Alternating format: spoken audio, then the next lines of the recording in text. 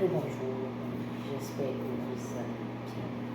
Aujourd'hui, je vais encore revenir sur l'importance de la consultation prénatale. En effet, il y a eu quelqu'un qui m'a abordé me disant que la semaine surpassée, elle était à l'hôpital. Malheureusement pour elle, elle a eu une mort fœtale de l'utérus. En fait, qu'est-ce qui s'est passé quand elle est arrivée à l'hôpital?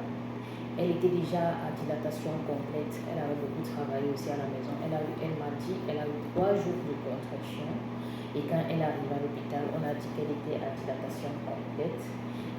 La descente de l'enfant n'était vraiment pas effective.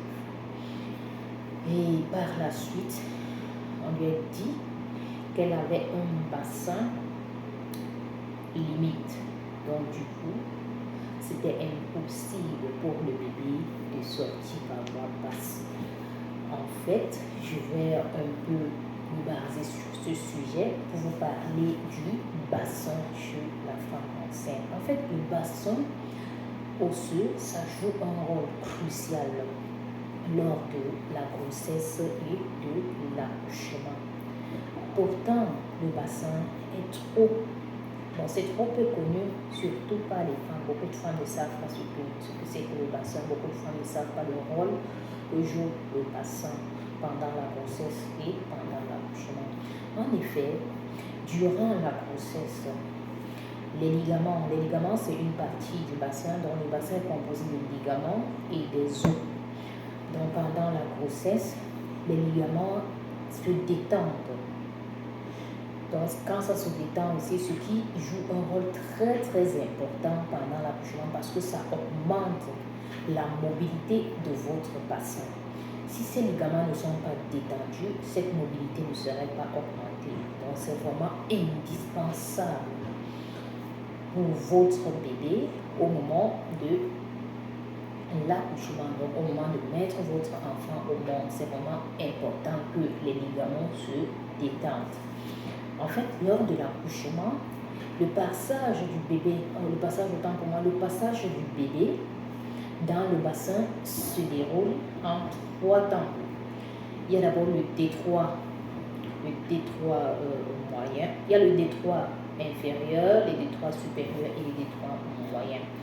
Premièrement, l'enfant atteint le détroit supérieur. Et maintenant, par la suite, l'enfant normalement doit se diriger dans le détroit moyen pour se diriger encore une fois de plus dans le détroit inférieur. Comment est-ce que vous pouvez connaître tout ça? Comment est-ce qu'il faut faire pour ouvrir son bassin pour l'accouchement? En fait, il est à noter ici que selon la position de la femme ou de la maman sur la table de l'accouchement, le bassin bénéficie plus ou moins d'espace. En fait, la position gynécologique n'est pas l'unique position pour un accouchement. La position gynécologique, c'est quand on est couché sur le dos et le pied ouvert. Là, c'est la position qu'on connaît généralement. Bon, donc, peut-être quand la femme a un bassin, peut-être un bassin entre ici, il y a une autre position qu'il faut adopter. Donc, il y a tellement de positions. La sage-femme, elle est mieux placée pour savoir cela. Donc, la position, la rétroversion, elle est vraiment impeccable pour pouvoir pallier à ces problèmes-là. Mais pour pouvoir le savoir, là, c'est vraiment crucial pour vous d'effectuer vos visites.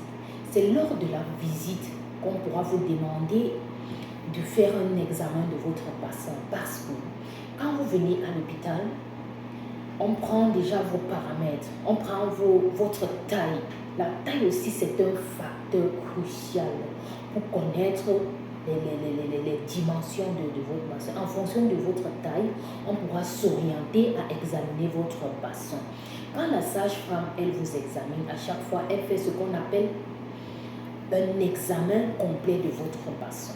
Elle pourra mesurer les différentes dimensions de votre bassin pour voir si elle peut vous envoyer faire ce qu'on appelle une radio-pelvimétrie. Donc, ceci a pour rôle d'examiner les différents diamètres de votre bassin.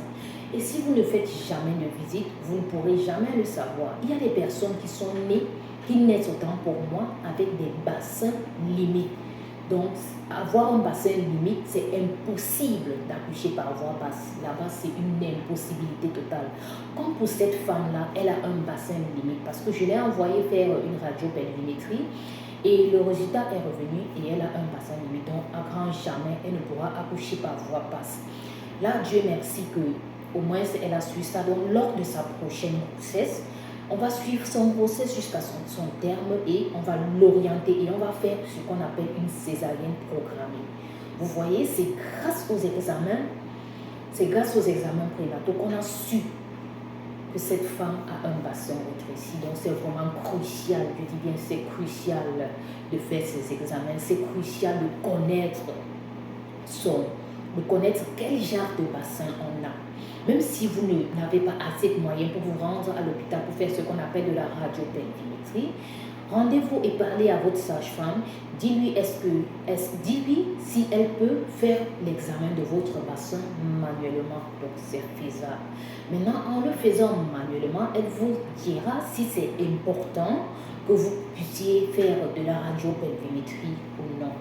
Donc c'est vraiment important, je dis bien important, de connaître l'état de votre bassin obstétrical quand vous êtes enceinte, puisqu'il y en a plusieurs types de bassins. Le bassin rétréci, le bassin limite, le bassin large, le bassin étroit.